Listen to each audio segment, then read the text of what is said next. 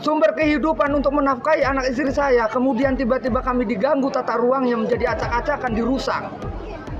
Belum lagi misalnya pertambakan kemudian diganti dengan gedung-gedung tinggi, yang kemudian kami juga sebagai masyarakat nelayan yang kehidupannya tidak pernah bisa dipisahkan dengan laut, karena laut dengan kami adalah satu satuan yang nggak bisa dipisah. Kemudian tiba-tiba ada bangunan di wilayah kami, lah kami mau diapakan? Wilayah yang paling terancam adalah wilayah kami, di mana selain nanti wilayah daratnya digusur, juga wilayah lautnya juga nanti akan dikeruk. Hal ini dibuktikan dengan adanya izin penambangan pasir laut yang sudah keluar. Saudara-saudaraku sekalian, saya dari Pontang, Kabupaten Serang.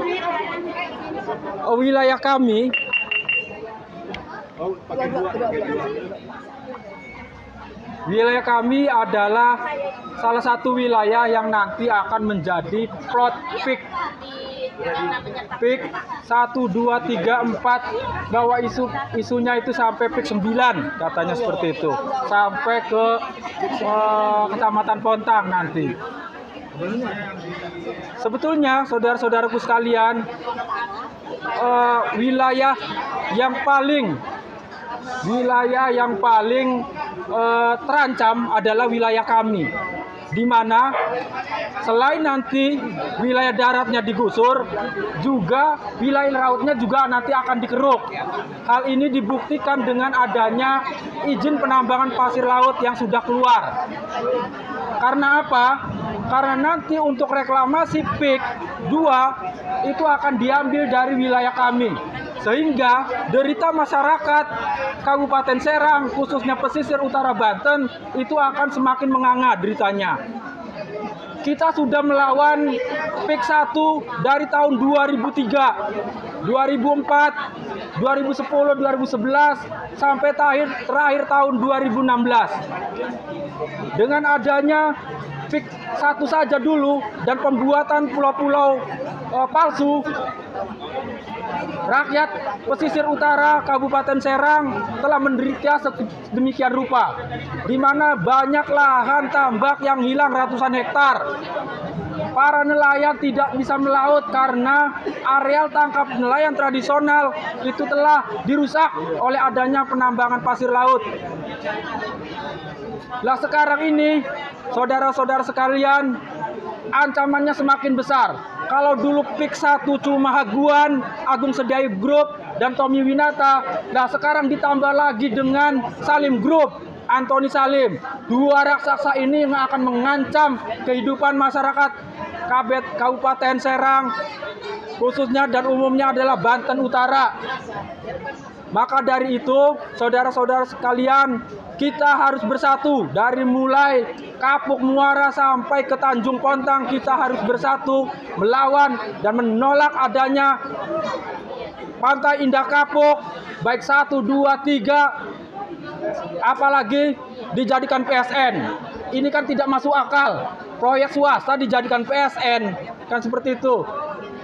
Dan saya meminta kepada Bapak Presiden Prabowo untuk menghentikan proyek nasional ini, proyek strategis nasional ini. Jangan sampai PIK dijadikan proyek strategis nasional, karena ini akan menjadi privilege tersendiri terhadap pengembang. Derita yang dialami oleh nelayan, khususnya yang sekarang sudah dilakukan pengurugan, contohnya nelayan Keronjo, nelayan Monjol, di mana laut dipagari, saudara-saudara sekalian. Laut dipagar sehingga untuk melaut itu memerlukan biaya lebih. Yang dulu hanya 10 liter cukup, nah sekarang 20 liter nggak cukup. Kalau misalnya tidak ada hasil dari laut pulang, maka akan merugi. Saudara-saudara sekalian, bukan tidak mungkin nanti kriminalisasi yang terjadi oleh seperti saat ini kepada Said Didu juga akan terjadi kepada masyarakat kecil nanti. Maka dari itu, saudara-saudara sekalian, kita butuh persatuan untuk melawan. Jika ada satu nelayan atau satu masyarakat yang tersakiti, maka seluruh rakyat Indonesia juga merasa tersakiti. Setuju? Saudara-saudara sekalian, mungkin dari saya cukup sekian. Terima kasih. Wassalamualaikum warahmatullahi wabarakatuh. Merdeka! Allahu Akbar! Allahu Akbar! Jadi begini ya Pak. Ini dari Pak Heri ya. Ya, Pak Heri dari mana Pak? Saya dari Pontang. Dari Pontang ya. Oke. Jadi begitu sengsaranya, begitu beratnya saudara-saudara yang ada di Pontang itu ya, yang dialami ya, hanya karena itu belum jadi ya Pak ya. Apalagi kalau misalnya itu sudah jadi, akhirnya tersingkirkan. Ingat, kita jangan pernah lupa dengan akar ya. Seorang pelaut, seorang penduduk, seorang masyarakat yang ada di lautan, yang biasa dari kecil di lautan, itu tidak akan pernah bisa dipisahkan dari laut. Ingat, kalau masyarakat Bugis, kemanapun mereka akan pergi, mereka akan mencari pesisir, mereka akan mencari lautan, tidak akan bisa hidup di laut. Apakah pernah kita berpikir PIK 1 warga lokalnya itu sekarang pada kemana? Nggak ada yang tahu, ya kan? Iya. Nah, jadi jangan lagi, sekarang ini waktunya rakyat itu untuk menang, betul ya Pak ya? Dan nggak bisa, masyarakat Banten tidak bisa berjuang sendiri. Kita saudara-saudaranya ini, kita harus mensupport dengan cara apa?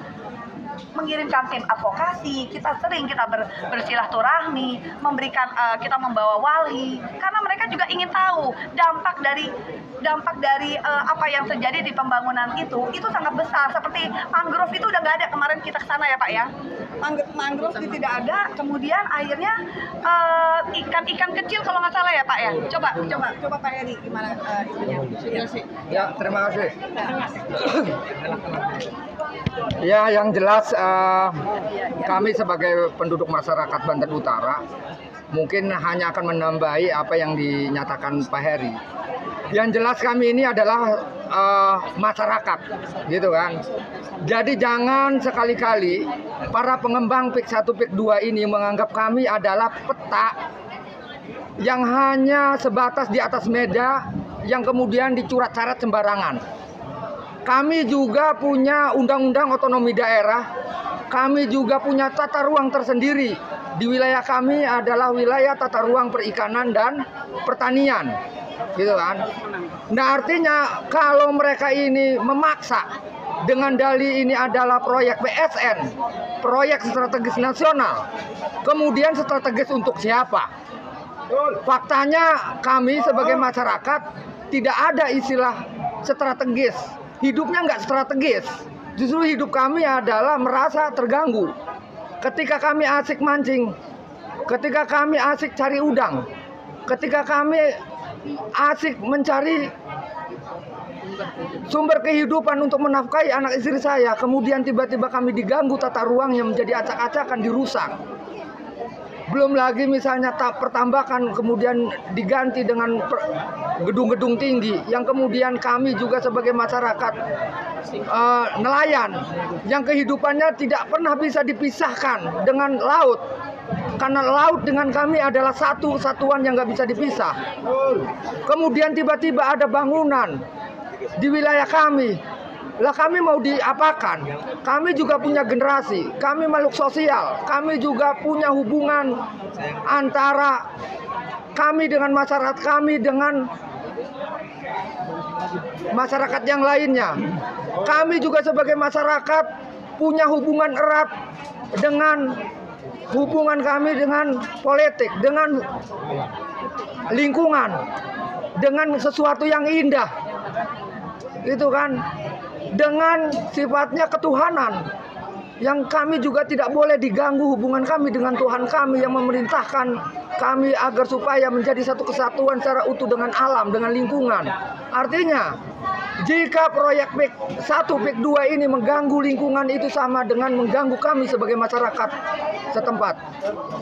Terima kasih. Yuk. Assalamualaikum warahmatullahi wabarakatuh. Saya Bu Rohmah dari Tanara, Kecamatan Tanara, mewakilin keluarga.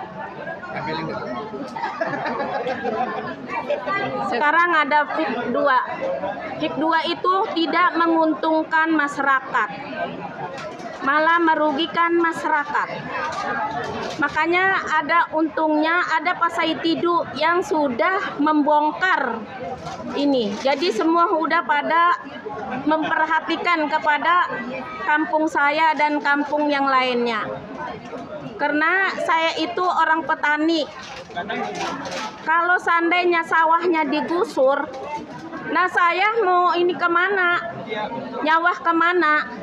Biasanya keluarga saya itu emang petani nyawa, tapi sawah kalau memang dibayarnya sesuai dengan harga yang kita inginkan, ya tidak apa-apa. Kalau kita kebeli lagi sawahnya yang tempat lain, tapi saya mohon semuanya berkumpul duduk menghadap saya. Ada satu hal yang saya